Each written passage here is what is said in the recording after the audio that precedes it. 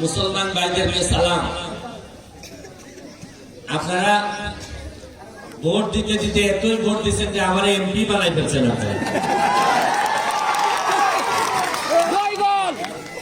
আপনারা ভোট দিবেন, কিন্তু এত ভোট দিবেন আমার জানা ছিল না। আপনারা ভালোবাসেন, কিন্তু আমার এত ভালোবাসেন আমার জানা ছিল না। আমি লাস্ট শেষ নির্বাচনের আগে 2-3 দিন আগে মনে হয় এই বাগানে আসছিলাম। আচ্ছা, বলছিলাম ওই ব্রিজের কথা, যে পাস করলেও ব্রিজ করবো, ফেল করলেও ব্রিজ করবো।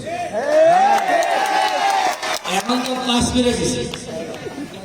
পাস করে আমি আমাদের পিআইও সাহেবের সাথে বসছিলাম, যিনি আমাদেরকে জানান যে কি কি আমার বরাদ্দ আছে। তা আমি তো ভাবছিলাম যে এমপি হয়েছি, কত বড় কিছু হয়েছি, মনে হয় অনেক টাকা পয়সা দিব। গিয়া দেখি আমার যে হিসাব দিছে তাতে আমার মায়ের খাওয়া ছাড়া আর কোনো ক্ষতি নাই।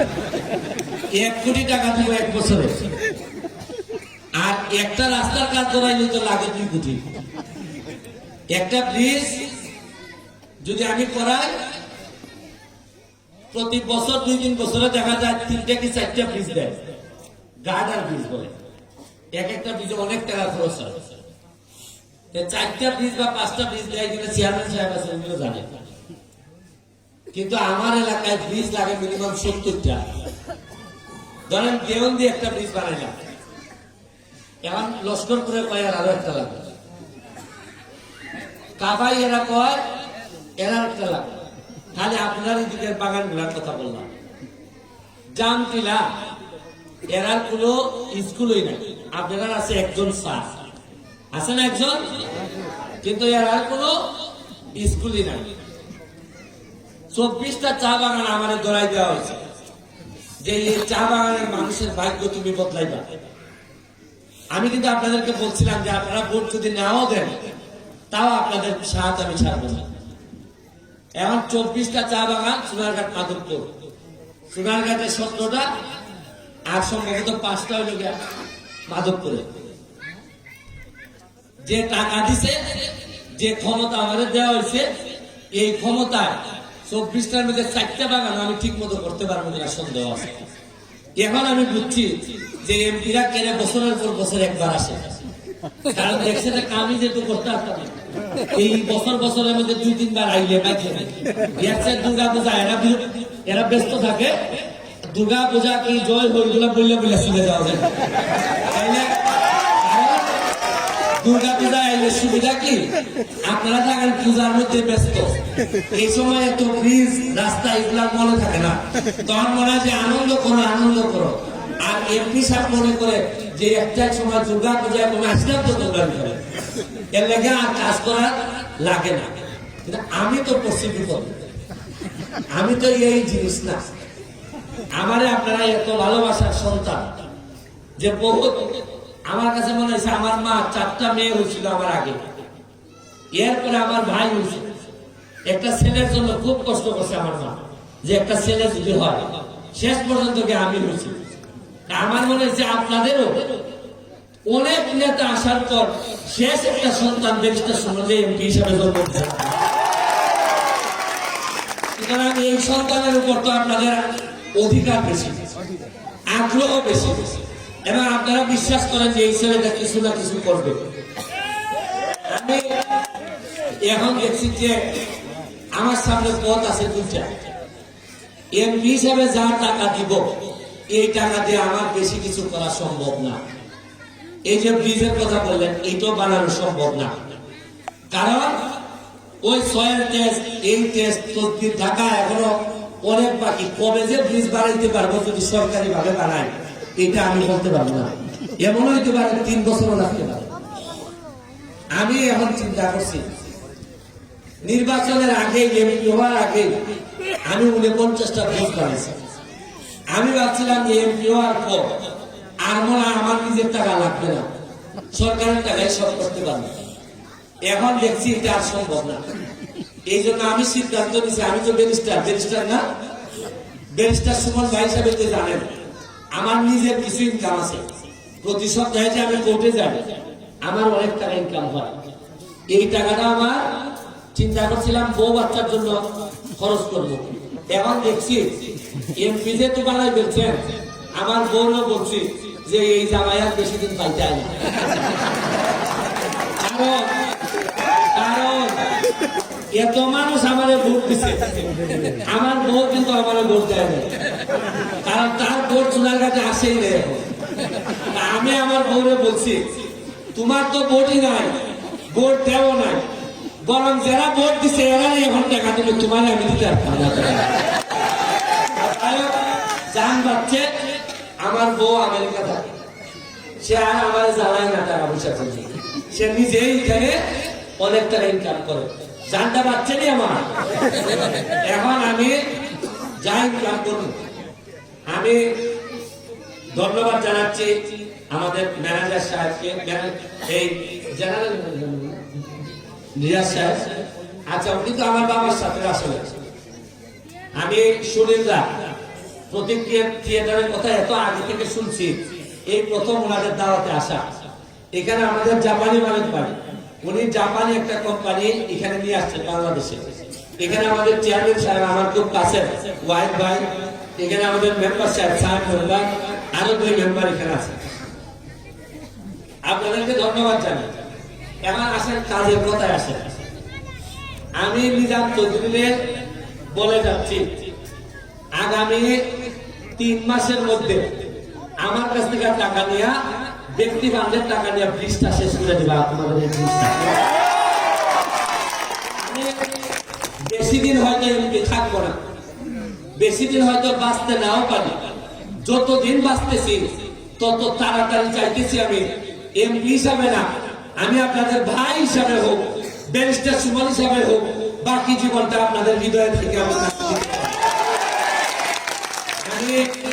আগামী সপ্তাহ থেকে নিজাম চৌধুরীর দায়িত্ব দিলাম। আপনাদের একজন টিচারের সাথে আরেকজন শিক্ষক যেন নিয়োগ দেওয়া হয়। এইটা খরচ আমি যেভাবে পারি একজন টিচারের খরচ আমি চালাবো। আর যখন সুযোগ আসবে সরকারি ভাবে যদি কিছু করা যায়, এমপিওভুক্ত বা যাই করা যায় তা করার ব্যবস্থা আমি গ্রহণ করব। সরকারি করার আগ পর্যন্ত আমার একজন টিচার থাকবে যার বেতন আমি ব্যক্তিগতভাবে বহন করব।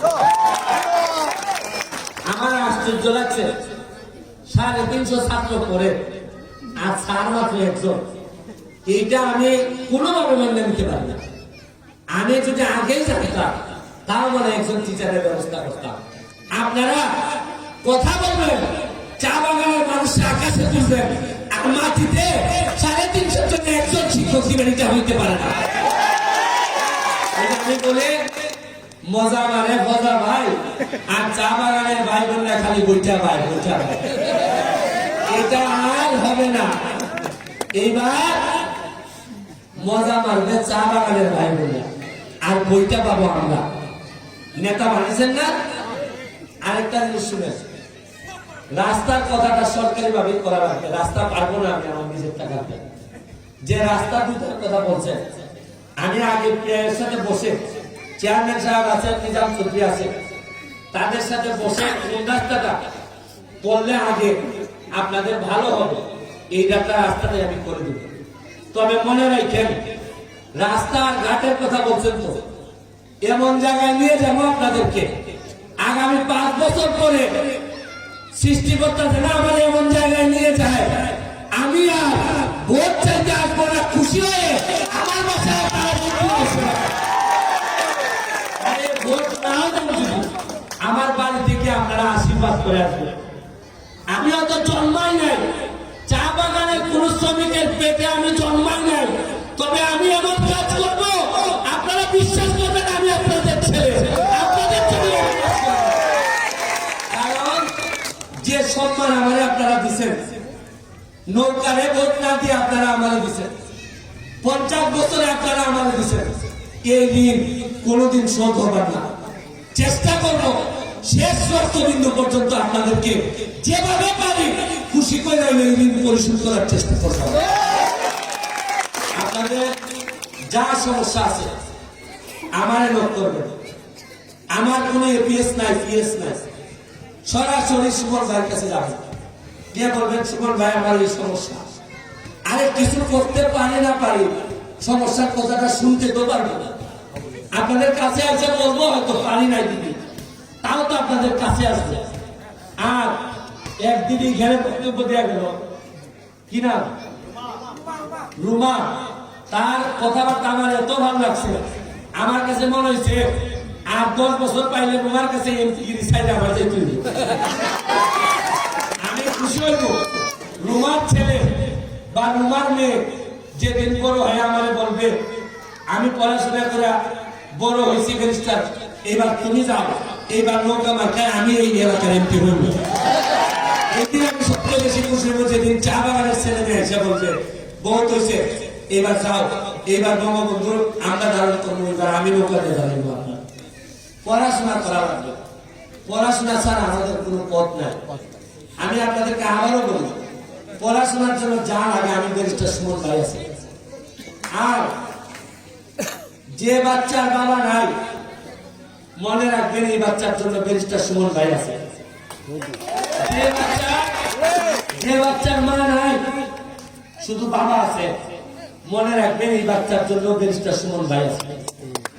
আর কোন চা বাগানের বাচ্চার যদি মাও নাই বাপও নাই, তাহলে মনে রাখবেন যে ব্যারিস্টার সুমন তার ঘরে পাঠিয়ে দিবেন, এই বাচ্চা পারবো আমি, ব্যারিস্টার সুমন তার বাবা। আমার বাসায় অলরেডি 2টা বাচ্চা আছে চা বাগানের, যারে আমি আমার বাসায় রাখছি। কি করছে কি করছে আরে খুশিতে বাচ্চা পড়ে গেছে। আচ্ছা আমি আপনাদেরকে আবারও আশীর্বাদ চাচ্ছি। আর প্রতীক থিয়েটারের জন্য যে সম্মান আপনারা দিয়েছেন, আমি সুনীলদাকে বলবো যে যা লাগে আপনার আমি সরকারি মাধ্যমে দিতে পারবো।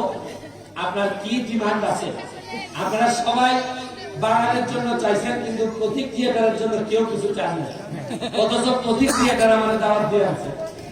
এটা আমি আশা করি আপনারা আমার কাছে কিছু চাইবেন, না চাইলেও আমি দেওয়ার চেষ্টা করবো, তবে চাইলে আমরা ভালো হইতো।